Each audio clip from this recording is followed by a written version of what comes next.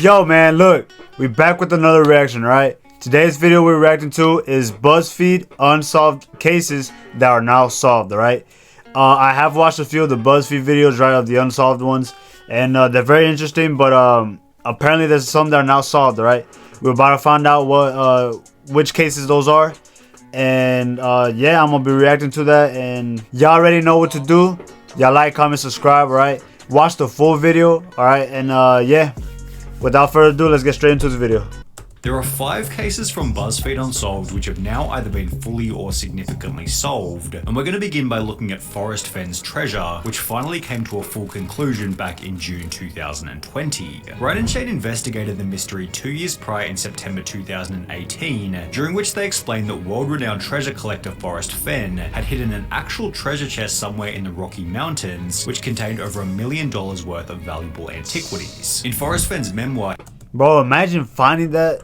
Like, imagine like you are just out, right, and it's just a random ass day, and then you get the urge of, like, I don't know, fucking digging or some shit. I don't know where the fuck he hid it, but you just find a chest full of just gold and shit, and it's worth like $1 million, bro. Like, imagine just being that lucky and actually finding that shit. Like, that would be life-changing for real, bro. He wrote a 24-line poem which included 9 hidden clues on how to find the treasure, and while the concept seemed fairly simple, over 65,000 people had attempted to find the treasure to no avail. Ryan and Shane then explained, so it's like a real, like, what's it called, treasure hunt. He created an actual, like, treasure hunt. That's crazy, bro. That the treasure could be found in one of 4 specific US states. The treasure is located in either Montana, Wyoming, Colorado, or New Mexico. Of the 4 states listed by Fenn, I tend to lean towards New Mexico or Wyoming. Wyoming because a majority of Yellowstone National Park resides within that state, and Yellowstone was a place where Fenn spent his formative years camping with his father. And although Wyoming seemed like the most likely location for the treasure, the boys eventually settled on looking in New Mexico, flying to the state with over a month's worth of research under their belt. Ryan and Shane looked at 3 different locations in New Mexico, put up with bad weather and rough terrain, and at one point even thought that they had found the treasure. Yeah, right there. Look, there's a box. What do you mean there's a box? Here, look. Is that a box or just a very square rock?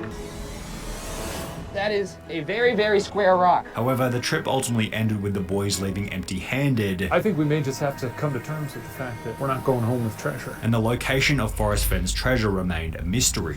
That would be until approximately 2 years later, on the 6th of June 2020, when the following post was made to Forrest Fenn's personal blog. It was under a canopy of stars in the lush forested vegetation of the Rocky Mountains, and had not moved from the spot where I hid it more than 10 years ago. I do not know the person who found it, but the poem in my book led him to the precise spot. I congratulate the thousands of people who participated in the search, and hope they will continue to be drawn by the promise of other discoveries. So the search is over. Look for more information and photos in the coming days. Forrest. As promised, this photo showed up on the blog in the days that followed, before these 2 were also posted, confirming that the treasure had in fact been found. 1 month later, it was revealed that the treasure was found in Wyoming, which was one of the 2 states highlighted in the BuzzFeed Unsolved episode, although not the state that the boys eventually went to. 6 months later, in December 2020, the person who had found the treasure finally revealed himself as 32-year-old medical student Jack Stoof, who coincidentally used to be one of BuzzFeed's writers. Jack had found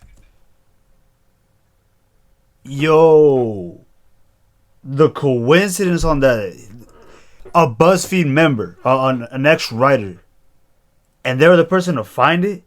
What if, like, whole time, right, like, he had a premonition or, like, some clue to where it actually was, right? Because I don't know, like, if he was with them around that time, or if he already on his own thing, right? But what if he already knew? Not knew exactly where it was, but had an idea and just led the other 2 guys, right, to the wrong state, because they had 2 states, which was Wyoming and New Mexico, right? But they went to the New Mexico one, and then he ended up finding it. And what was it, like 2 years later? So it's like, what if he, like, knew, bro? I don't know. It's a little conspiracy theory, right?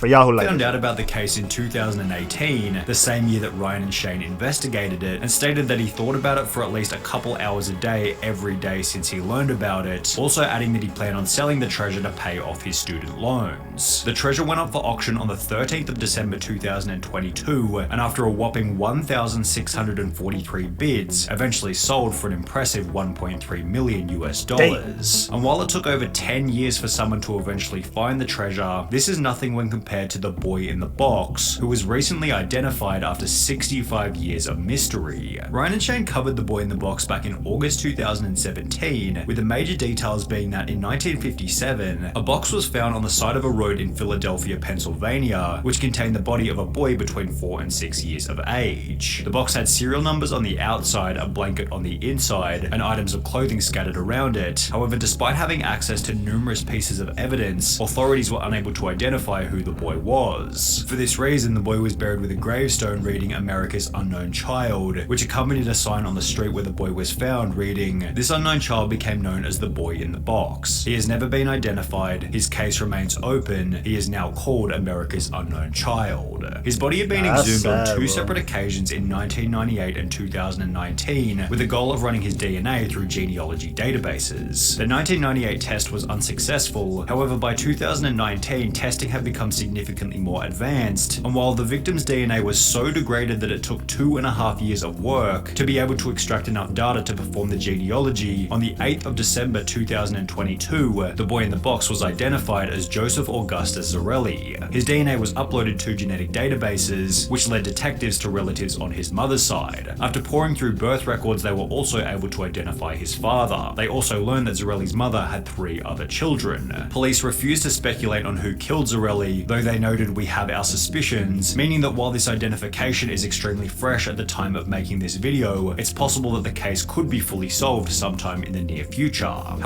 all of that is crazy, bro. Shout out to all them scientists, like people in the medical field, all that, because that's a lot of information and work that they have to go through just to find out the identity of somebody, right? It's crazy. That's stuff that like I couldn't do. I couldn't even fathom of doing, because like the brain power, the knowledge that goes behind all this, like they really have to work, bro. That's just crazy. However, if we're on the topic of fresh identifications, then we have to talk about the Lady of the Dunes, who after 48 years of mystery, was finally identified on the 31st of October 2022, just 38 days before the boy in the box. So far, of the 3 cases, I haven't seen any of those 3. I tend to like watch the haunted ones, you know? When Ryan and Shane looked into the Lady of the Dunes back in March 2020, they explained that she was found deceased on a beach in Provincetown, Massachusetts, yet because she'd been lying there for such a long period of time, the Lady of the Dunes had become unidentifiable. Despite using bloodhounds, studying missing persons bulletins, scouring the registers of local lodgings, and looking into anyone who had a permit to bring their vehicle into the area, police turned up nothing. The Lady of the Dunes also had extremely recognizable dental work. However, despite this and numerous different police sketches, nobody knew who she was. Similar to the boy in the box, the Lady of the Dunes was exhumed for DNA on 3 separate occasions in 1980, 2000, and 2013, although none of these resulted in her identification, leading the boys to state this. For that to produce no kind of DNA evidence of like who this person is, it's kind of insane to me, because 1974 is not that long ago. No. You would think that DNA would be fresh enough that you could figure out this person's identity. What Ryan and Shane didn't know at the time was that within 2.5 years, the Lady of the Dunes' unknown son would undertake a DNA test with Ancestry.com, providing genealogy databases with enough evidence for the Lady of the Dunes to be identified. It's an ad. My bad. Alright, we're back. On October 31st, the FBI announced it finally identified the woman as Ruth Marie Terry, a native of Tennessee who was 37 at the time of her death. At the time of her disappearance, Ruth Marie Terry had mentioned to family that she was traveling to Massachusetts with her husband Guy Moldalvin, who's now become the main suspect in the case. Despite being married at the time, Guy never officially reported the disappearance of his wife to the police and conveniently remarried a year later as if nothing had ever happened. That's suspicious as fuck. I feel like he did, just based off of that, bro. Nah, I'm jumping to conclusions, but not gonna lie, that's suspicious as fuck, bro. What's even crazier is that Guy Moldavan's previous wife had also gone missing and was eventually found dead alongside his daughter inside a septic tank on Guy's Seattle home. He served. Yo, it had to be him then. Because for the first one, you could say it's like coincidence, but it's like, that's two next to the daughter, too. So, honestly, bro, only 2 years I don't know if he's going to in prison say here. He might say here, but it's probably him, being released, which was followed by him marrying Ruth Marie Terry, who was then found in the dunes only 5 months later. Guy Moldavan died in 2002. However, if he is eventually found to be guilty, Ryan and Shane were correct in suggesting this, It would seem that this was done by somebody who wasn't, I guess, like an amateur. as well as this. The unidentified victim would have known her murderer. Yet we're incorrect in suggesting that the crime had been done by an Italian mob boss or schizophrenic prison inmate Haddon Clark. However, in the case of Amelia Earhart, one of the theories put forward by the boys eventually turned out to be true. Ryan and Shane explained that Amelia Earhart was trying to become the first woman to fly around the world. However, on the stretch between Papua New Guinea and the Howland Islands in the South Pacific, Amelia Earhart, her navigator Frank Noonan, as well as their plane vanished and were never found again. The main theory put forward in the Unsolved episode was that Earhart's plane had run out of fuel and either crashed into the ocean or had successfully made a crash landing on the South Pacific island of Nkumaroro. Evidence for the successful crash landing was that 2 years after Earhart's disappearance, a British colonial officer by the name of Gerald Gallagher found a campfire, sextant, and a partial human skeleton on the previously uninhabited island. The bones were sent to a physician in Fiji, who concluded that they most likely belonged to a male who was short, stocky, and of European descent, eliminating the possibility that the bones belonged to Earhart. However, Ryan went on to explain that at a later date, the bones had been run through an updated database, which suggested that they could have belonged to a tall woman of European descent, which fit the description of Earhart perfectly. Well, approximately a year after the Buzzfeed Unsolved episode was uploaded, an article popped up on npr.org titled "New Research Claims Bones Found 80 Years Ago on Pacific Atoll Likely Amelia Earhart's," which explained that the bones had been run through Modern Ancestry Program 4DISC, which found that Hoodless had incorrectly determined the sex of the remains. The data revealed that the bones have more similarity to Earhart than to 99% of individuals in a large reference sample. It's crazy how far technology has really come, bro. That they're able to distinguish what a skeleton from 99% of individuals and then pin it to one person that has been gone for years.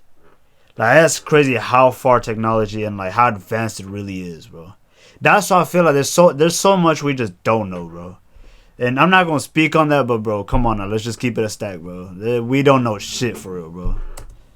It's crazy. It's a bit of a stretch to call the case of Amelia Earhart solved based on a couple of correctly sized bones. However, there's significantly better evidence for the person featured in Buzzfeed Unsolved's very first episode, the Somerton Man, who was finally identified in July 2022 after 74 years of mystery. The Somerton Man was found dead on a beach in Adelaide, Australia back in 1948, dressed immaculately in a full suit with polished shoes. Strangely enough, all of the tags had been removed from his clothing, with his fingerprints failing to hint at who he might be. The case became even weirder when a torn piece of paper was found sewn into his pants, with the Persian phrase "tamam shud" written on it, which translated to "it has ended," with the case reaching even deeper levels of weird when someone brought in the book from which the paper had been torn, explaining that he found the book in the back of his car, which was parked near Somerton Beach. When the boys revisited the case in season 6, they talked extensively about the University of Adelaide professor Derek Abbott, who was seemingly the most determined as well as the closest to figuring out who the Somerton Man was. Well, it would be only 2 years and 3 months after this Buzzfeed Unsolved episode that Derek Abbott would finally achieve a breakthrough using the Somerton Man's hair. We looked for people with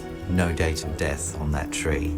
And there was one that stood out. By using the DNA of a distant cousin living in Melbourne, Derek Abbott was finally able to confirm that the Somerton Man went by the name of Charles Webb. It was at this point that we knew that Charles Webb was the Somerton Man, and we'd finally cracked it. It's not the Somerton Man story now. This is the Charles Webb story. The theories put forward in the Buzzfeed Unsolved episodes, such as the Somerton Man was a Russian spy or a ballet dancer, were disproven after Derek Abbott revealed that Charles Webb simply grew up working in a bakery while playing football on the weekends. However, the other tragic detail revealed in the episode of Australian Story was that prior to being found on the beach, the Somerton Man was living an incredibly lonely life. He Bro, it's crazy how much they could find out of a person. I know I'm saying that's crazy a lot, but it's because it is, bro. Like, they found the identity and, like, what that person was doing and how they were living and all that. And yeah, it took a couple of years, but it's like that started off as an unknown person and they just found out their whole life. Like, that's crazy to me, like how much somebody could find out of somebody else. Does that make sense? Obviously you need like the freaking the research and like the actual technology and all that, but it's like, it's crazy, bro. It's crazy how much like someone could really know about you without you having to even know them, you know? It's crazy to me.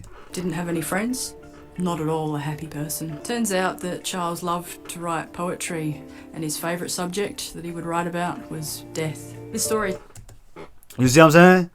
They didn't even know who he was, and as soon as they found out who he was, now they know that he like writing poetry and all that. It's like, come on now, bro. Turns out that it's not that's insane to me, bro. Spy drama. It's really a sad, tragic, domestic situation. This is just crazy, bro. It was a lot of information to take in, right? Obviously, you could take in the fact that, you know, technology has come a long way, bro. It's so advanced that you could find out who a person is, even though they've been deceased for many, many years, bro. It's insane. But yeah, look, shout out to Sunny V2 for another good video. All right, hey, yeah, I'll make sure to go watch my other videos. All right, I promise you won't get disappointed. All right. I know I've been doing a lot more reactions, but it's because it's been raining in Cali. But I will be uploading another IRL video, so y'all stay tuned for that. And yeah, look, that's it. I hope y'all have a good one. All right, y'all like, comment, subscribe. All right, and I'll see you guys in the next one. All right, peace. Give me back, tatted on the back, tatted on her neck, and carry caught it back. Shawty wanna live, shawty wanna live, shawty wanna roll, shawty wanna get, shawty wanna pop, shawty wanna live.